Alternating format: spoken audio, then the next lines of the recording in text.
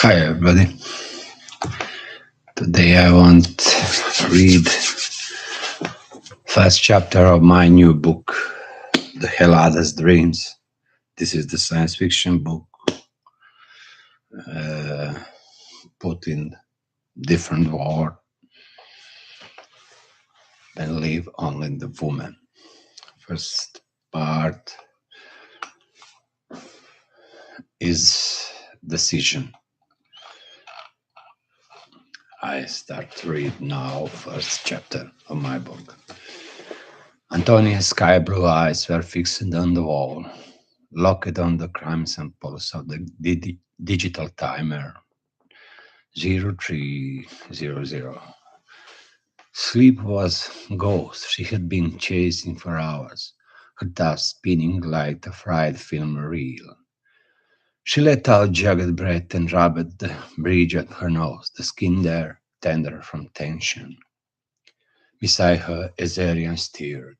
Antonia carefully dislodged her lower hand from her shoulder, the touch re-emerging like fading spark. They threw back the thermal blanket and sat on the edge of the mattress, her spine stiff. The conditioned air beat her bare skin, rising a forest of goosebumps. The chill felt like glass needles, sharp and grounding. She stretched her neck until it popped, then stood, plucking a silk robe from the shaggy carpet. The fabric was cool, smooth, caressed against her skin as she cinched the belt tied. She threw a lock of blonde hair over her shoulder and looked back at the bed, her face hardened, the moonlight catching a single silver tear. The carpet followed the sound of her footstep as she approached the far wall. At her touch, the white surface melted away like morning mist, revealing a seamless expanse of glass. Instantly, the neon chaos of Natural City flooded the room, painting Antonia's pensive face in flickering shades of violet and chrome. High above the street, she watched the capital braid. Anti-gravity streaked through the canyons of illuminated skyscrapers that clouded the horizon. Floating 3D billboards flashed promises of life anyone could afford if they had the credits.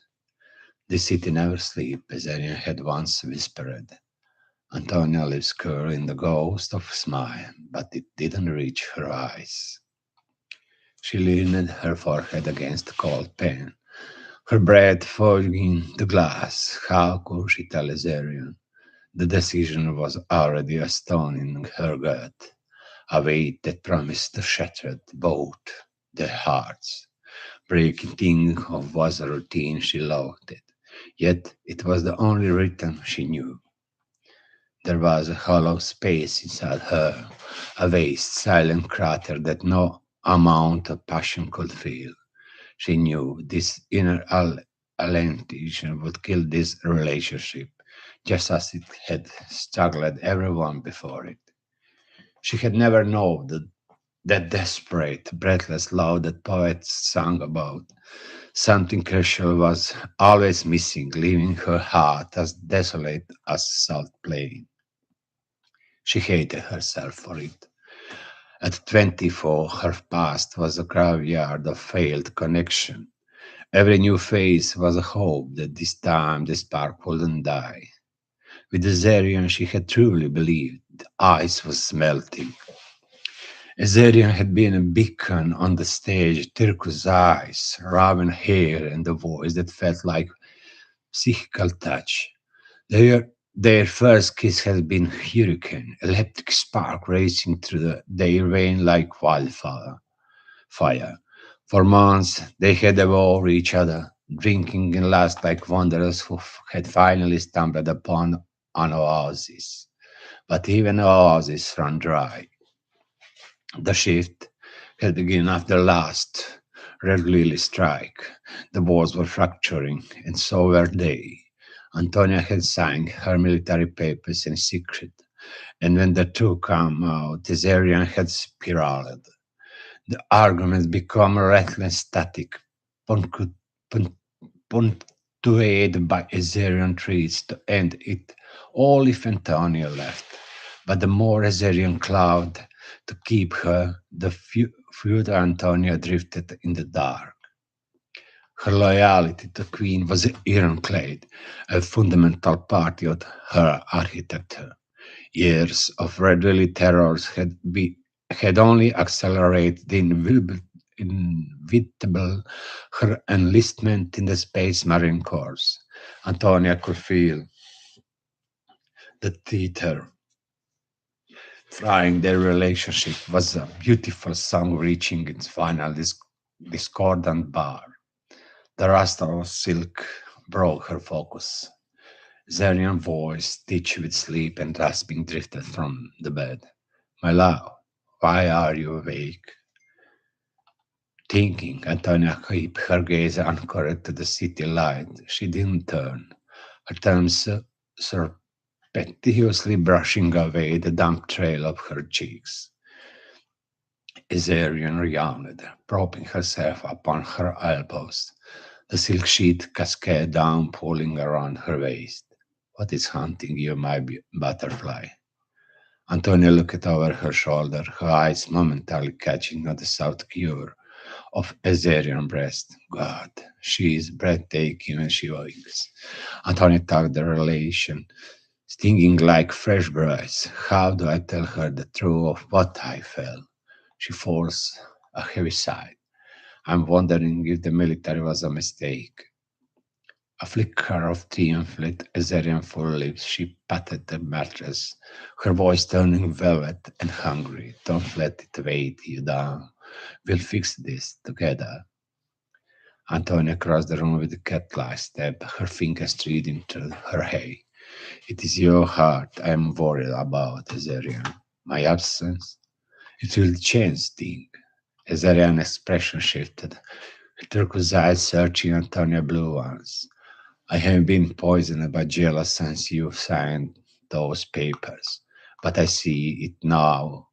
How much this means to you. I won't be the one to chain you. Antonia lifted her chin, her hands coming to rest on her hips. Why the sudden change of heart? Zaria sank back into the pillow, staring at the wild ceiling. A long silence stretched between them. I feel I feel like I lose you anyway if I don't let you breathe. No matter how much I want to hurt you, I have let you go. My world will be void without you, but I saw you watching the stars again tonight. I knew then that couldn't hold the sky. She looked at Antonia, her eyes shimmering. Just promise me you will come back. Antonia rubbed her forehead, the pressure. Their building military cells in the French system wasn't a parade, it was a meat cleaner. The Empire piece was a thin crust over a boiling sea of insurance. You know, I can't promise that. The mission, there is a possibility I won't. Azarian bore her pride, her hands slashing through the air. Don't you dare, she whispered, her voice trembling. Don't you dare to say it. Antonia looked at her, at the frightened, ashen face and the wide, star-bright eyes. She forced a smile, a mask she had worn 1,000 times, and climbed onto the bed. She kissed her with sudden, desperate passion and temporary bridge over the weeding gap. She would kill the relationship tomorrow, or perhaps the day after. She shivered, pulling her lips back just enough to frame Azarian's face with her hands. You know you can count on me, Antonia said, the word tasting like ash. Without you, nothing makes sense. It was a subtle lie, but a lie nonetheless. A spark of cold fear ignited in Antonia's chest, the chilling realization that her promise was a ghost, and she was already gone. This is my my first chapter of the book. So if you like